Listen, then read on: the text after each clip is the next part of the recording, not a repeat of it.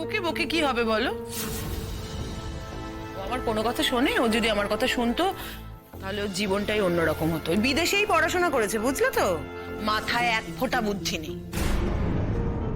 এটা 100% ঠিক বলেছো আন্টি।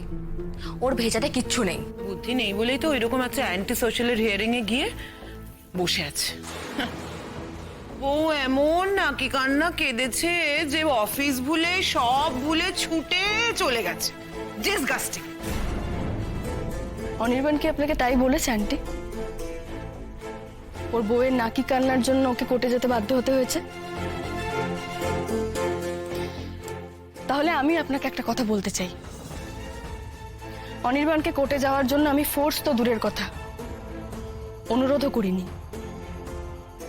হ্যাঁ, নীলু আমার বোন, আরো যেমনই হোক না কেন ওর প্রতি আমার ফিলিংস আমি অস্বীকার করতে পারি না। কিন্তু তা বলে এটা নয় যে ও যা যা করেছে সে সবকিছুর জন্য ওকে আমি ক্ষমা করে দিয়েছি। ও অনির্বাণের সঙ্গে যা যা করেছে সে সবকিছু ভুলে গেছি। আর এই ক্ষতটা উস্কে দিতে চাইনি বলেই কিন্তু একদিনের জন্য আমি ওকে আমার সঙ্গে কোর্টে যেতে বলিনি। প্রথম দিনও ও নিজের ইচ্ছেতেই গেছে এবং আজকেও তাই, নিজের সিদ্ধান্তে।